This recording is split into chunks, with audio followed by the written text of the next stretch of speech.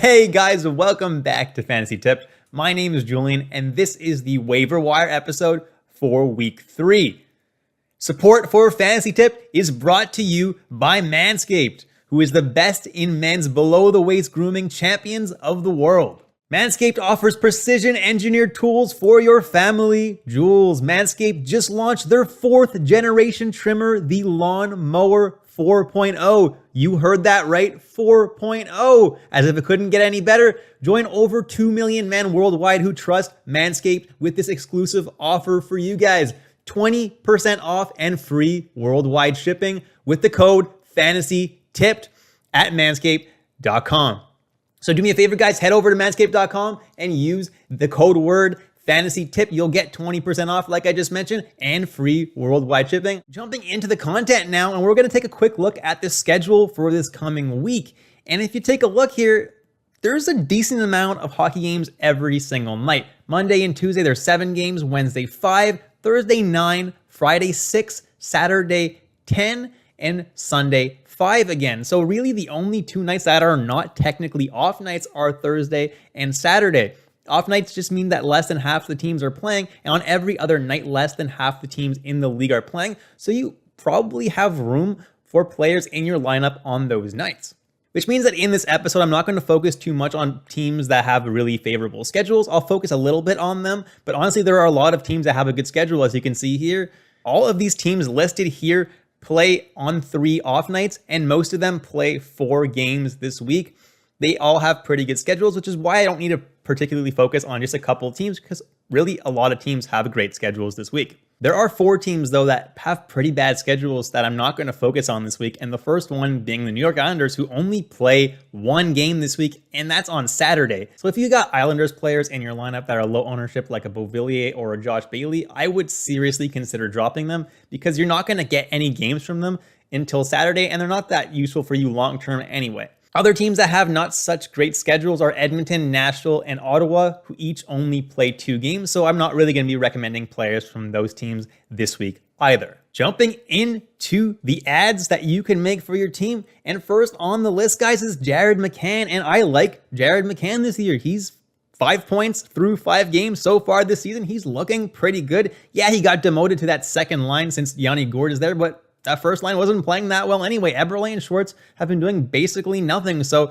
second line may be beneficial for him because Tanev's actually been playing well. So he's still on that top power play, and I do like McCann's outlook this season. Next, I have Kirby Dach of the Chicago Blackhawks, who was recently promoted to that top line with Patrick Kane and Alex DeBrincat. Now that he's back there, he has a lot of value. He's not yet top power play yet, but I can't imagine Tyler Johnson hangs on to that spot much longer. I do like Kirby Dach as an ad right now. Next is my Manscaped must-add player of the video, Anthony Duclair. Get 20% off and free shipping with the code FANTASYTIPPED at manscaped.com. That's 20% off with free shipping at manscaped.com, and use code FANTASYTIPPED. Unlock your confidence and always use the right tools for the job with Manscaped. And it was just last week that I wasn't super high on Anthony Duclair because he was playing on the 4th line in Florida. But guess what? He was promoted to that top line with Barkov and Verhaeghe, and I really like that. He's not yet getting any power play time, but does he really need it to produce with Barkov and Verhaeghe? I don't think so. I like Duclair, and Florida has that beautiful Monday, Wednesday, Friday off night schedule this week, so Duclair makes for a great ad. Next is Matt Zuccarello of the Minnesota Wild, and he's playing top line with Kaprizov and Eriksson Ek. Top power play as well with those guys. I don't know how this guy's only 23% owned. He balled out the other day with 4 points in 1 game. Yeah, you got to add this guy to your lineup now. I was going to make him my Manscaped must add, but I already mentioned him in quite a few videos. You guys already know how much I like Zuccarello. Next is Michael Bunting of the Toronto Maple Leafs, and he has goals in consecutive games and also has 3 points through 4 games this season. He's looking pretty good, and he's playing on his solid line with Tavares and Nylander, also getting some PP2 time. I don't mind Michael Bunting as someone that you can roster and hold on to as long as he's playing well and staying on that second line. Next is Riley Smith, who's someone that I talked about in my last video. Because Pacioretty and Stone are both injured, that Riley Smith, Carlson, and Marchessault line is the top line in Vegas, so they're going to have to really step up and they're going to get more power play time because of it. Riley Smith makes for a really good ad. Next is Andrew Kopp of the Winnipeg Jets, whose role was just increased because Wheeler and Scheifele are both out due to COVID. He's now centering a line with Stastny and Ehlers. So right now he has a ridiculous amount of value because he's also getting top power play time. Once Scheifele and Wheeler come back, he's going to be booted right back down to the second power play, but that doesn't really matter because Kopp is still going to get top 6 minutes, so he makes for a pretty decent ad in deep leagues if you want to hold him the entire season. Next is Dustin Brown, who's playing top line with Anze Kopitar as well as top power play. How is this dude only 15% owned? I understand that he's getting older and he's not as great as he used to be, but Dustin Brown still has a decent amount of value if you want to add him in different leagues.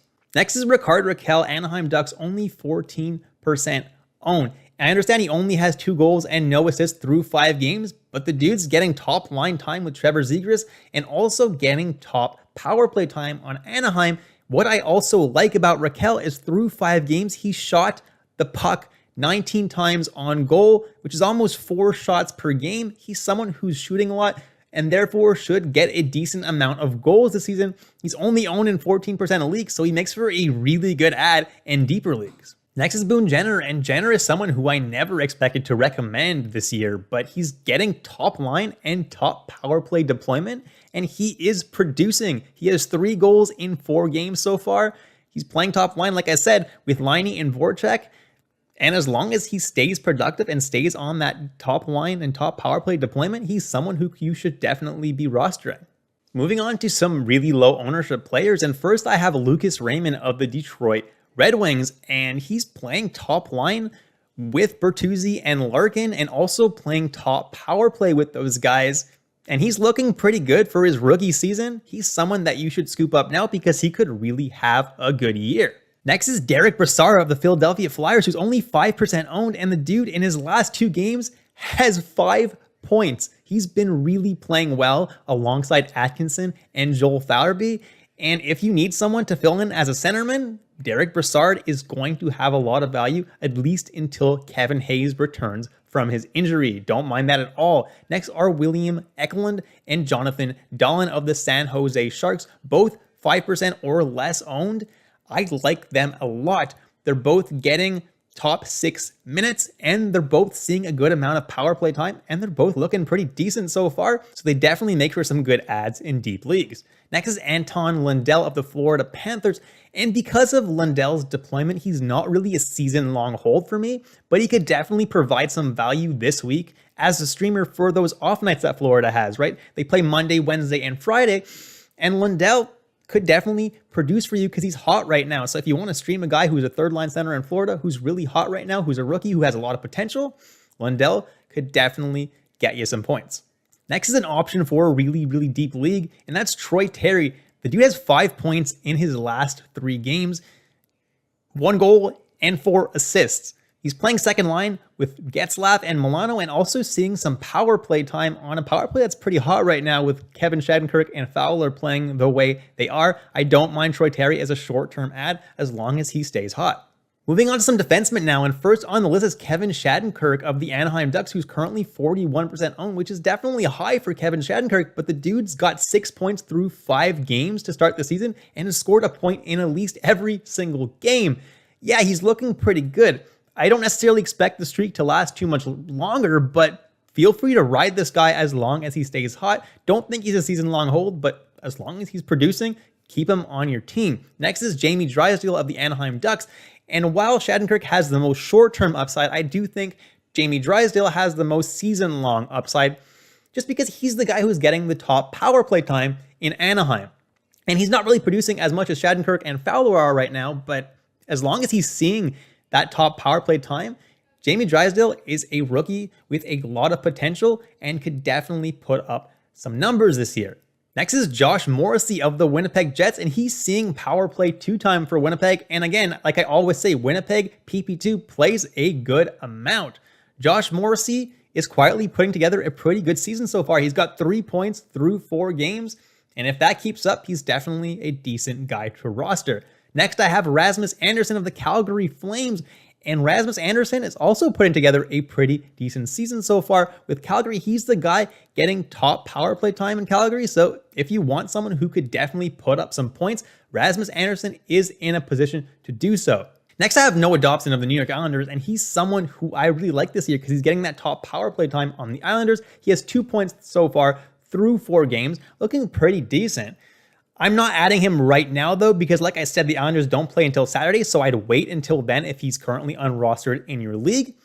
But if you want to wait till Friday, Saturday and add this guy, he could definitely be someone who produces for you in the future. Next is Rasmus Sandin, and he's a guy who's more of a stash than anything right now. Sandin is someone who could potentially take over the power play 1 from Morgan Rielly. If he does, suddenly Rasmus Sandin has a ridiculous amount of value. Does he have a lot of value right at this moment? No, he's only getting power play 2 time, and the power play 2 on Toronto isn't anything too spectacular. That being said, he's looking pretty decent at the beginning of the season, so let's wait and see what happens with Sandin. Next is Shane Gostisbehere of the Arizona Coyotes, and he's actually got 4 points through 4 games in Arizona. And believe it or not, he's the guy getting top power play time in Arizona right now, not Jakob Chychrun. He's a very good sneaky ad right now because he is putting up the points. Next is someone who I've already talked about, Cam Fowler of the Anaheim Ducks, currently getting PP2 time alongside Kevin Shattenkirk, and he's also very hot, just like Shattenkirk. So as long as he stays hot, he's someone that you can have on your team. As soon as he dies down a little bit, though, I would drop him. Next is John Marino of the Pittsburgh Penguins, who has a goal and 3 assists, 4 points through 4 games. He's looking pretty good. He's getting power play 2 time in Pittsburgh, and I don't necessarily expect this production to continue all year, but right now he's getting a good amount of ice time. And as long as he stays hot, as long as he's producing, he's someone that you can consider on your team for deeper leagues. Last but not least is Nate Schmidt of the Winnipeg Jets. And he was a dude over the last few games was actually getting top power play time. In the last game I watched, he didn't get that top power play time, but he's still getting a good amount of PP2 time in Winnipeg. And he's been producing, right? Last game, he didn't get the top power play time, but he ended up getting 2 assists. So he's a guy who's only rostered in 5% of leagues and should definitely be rostered in more. Jumping into some goalies now, and first I have Braden Holtby, who just squeaks into this list at 49% owned, and he is the starter in Dallas right now. He's getting pretty much every start for the Stars, so as long as he keeps getting starts, you should have him on your team. Next is Mikko Koskinen, and with Mike Smith out, Koskinen is going to be the guy who gets all the starts in Edmonton.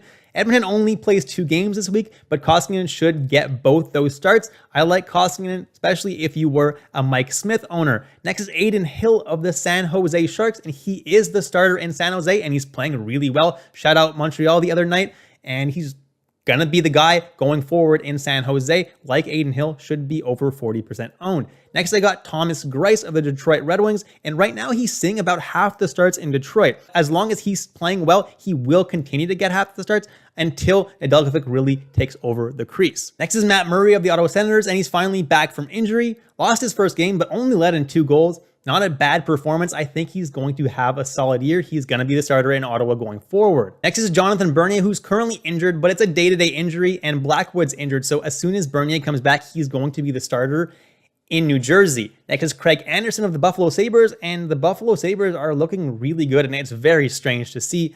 As long as Buffalo's playing well, Craig Anderson is someone that could be rostered on your team, and you can start him when he plays. Next is Brian Elliott, and he's not someone that I'm recommending grabbing for a while. I'm just grabbing him because Tampa Bay plays both Monday and Tuesday next week. So Elliott will start one of those games either against Buffalo or Pittsburgh, and I don't mind streaming him for one of those games. Next is Karel Vejmelka of the Arizona Coyotes, and he's the starter in Arizona. Do I recommend grabbing the starter in Arizona? No, but if you're super desperate for a goalie who's going to get starts, Vejmelka's probably that guy. And last but not least is Scott Wedgwood of the New Jersey Devils. And like I mentioned, right now, both Bernier and Blackwood are injured. So the starter right now is Scott Wedgwood. Not my favorite option in the world. You have to be pretty desperate to grab him, but he is getting starts right now. And that's it, guys. Thank you so much for watching all the way through. Please leave a like, subscribe, hit that notification bell. I really hope you appreciated today's content, and I'll catch you in the next episode of Fantasy Tipped.